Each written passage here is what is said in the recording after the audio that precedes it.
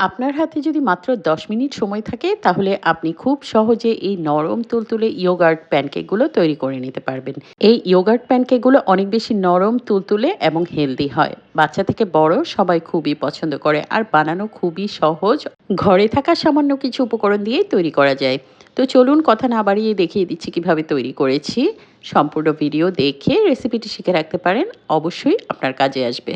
Yogurt প্যানকেকগুলো তৈরি করার জন্য প্রথমেই দেখতে পাচ্ছেন একটা বোলে আমি একটা গ্রেটারের সাহায্যে একটা লেবু থেকে লেমন জেস্টটা বের করে নিচ্ছি।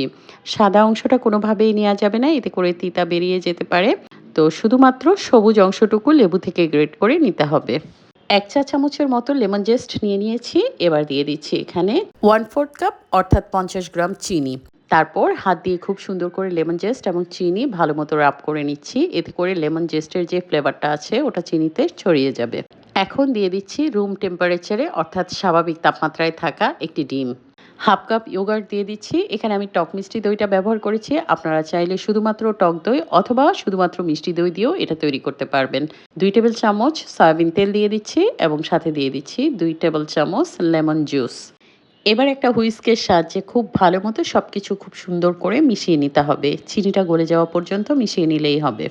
এখানে আমি চিনিটা একটু কম করেই ব্যবহার করেছি। আপনারা চাইলে চিনিটা এখানে হাফ কাপ পর্যন্ত দিতে পারেন। সয়াবিন তেলের পরিবর্তে আপনারা চাইলে এখানে ২ টেবিল চামচ গলানো বাটার ব্যবহার করতে পারেন। দই, চিনি, ডিম সবকিছু খুব সুন্দর করে মেশানো হয়ে গেছে। এবার শুকনো উপকরণগুলো যোগ করব। একটা চালনিতে দেখতেই পেয়েছেন প্রথমে নিয়ে নিয়েছি ১ কাপ ময়দা, ১ চা চামচ বেকিং পাউডার এবং ১ চা চামচের ৪ ভাগের ১ ভাগ বেকিং সোডা। সবকিছু খুব ভালো মতো চালনিতে চেলে নিতে হবে।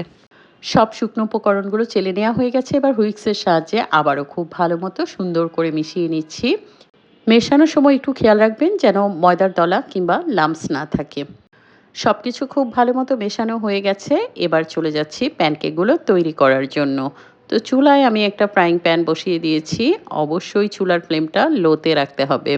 প্রথমেই চুলার ফ্লেমটা লোতে রেখে ফ্রাইং প্যানটাকে গরম করে নিতে হবে। একটা ব্রাশ কিংবা টিস্যুর সাহায্যে প্যানে ১ ফোঁটা তেল আপনারা একটু গ্রিস করে নিতে পারেন। এবার একটা মেজারমেন্ট কাপের সাহায্যে আমি পরিমাণ মতো প্যানকেকের ব্যাটার নিয়ে প্যানে ঢেলে দিয়েছি।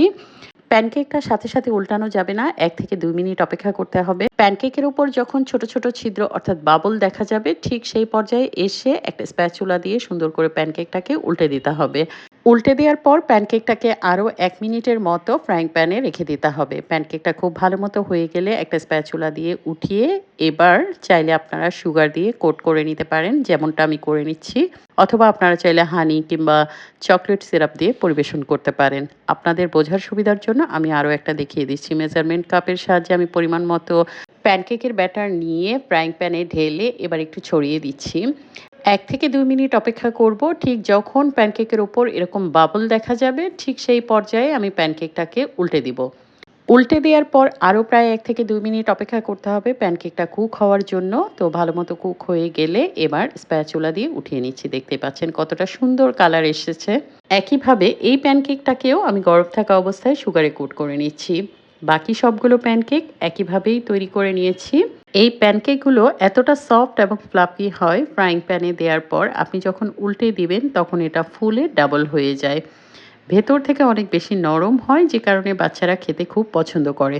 আরও একটা প্যানকেক আমি আপনাদের তৈরি করে দেখিয়ে দিয়েছি।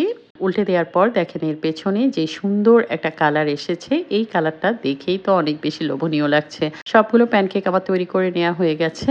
মাশাআল্লাহ দেখতে অনেক বেশি লোভনীয় লাগছে। গরম, গরম পরিবেশন করতে পারেন হানি কিংবা চকলেট সিরাপ দিয়ে। আপনাদের জন্য আরেকটা টিপস হলো আপনারা যদি শুধুমাত্র টক দই ব্যবহার করেন তাহলে অবশ্যই চিনির পরিমাণটা একটু বাড়িয়ে দিবেন। একটা প্যানকেক আমি আপনাদের ভেঙে দেখাচ্ছি এর ভেতরটা আসলে দেখতে কেমন হয়েছে। তো দেখতেই পাচ্ছেন কতটা সফট এবং ফ্লাফি হয়েছে। অবশ্যই এই প্যানকেকগুলো একবার ঘরে ট্রাই করে দেখবেন। আপনার বাসার ছোট বড় সবাই অনেক বেশি পছন্দ করবে। এটা আমি গ্যারান্টি দিয়ে বলছি। আশা করি আজকের রেসিপি আপনাদের ভালো লেগেছে। আর যদি ভালো লেগে থাকে রেসিপিটি সেভ করে রাখতে পারেন অথবা নিজের টাইমলাইনে শেয়ার করে রাখতে পারেন যেন পরবর্তীতে ভিডিও দেখে নিজেরা খুব সহজভাবেই তৈরি করে নিতে পারেন। আর হ্যাঁ, এরকম সহজ এবং ইউনিক রেসিপিগুলো পেতে পেজ ফলো করবেন। একটা থামস আপ দিয়ে কমেন্টে জানাবেন রেসিপি কেমন লেগেছে। সবাইকে ধন্যবাদ। ভালো থাকবেন। আল্লাহ হাফিজ।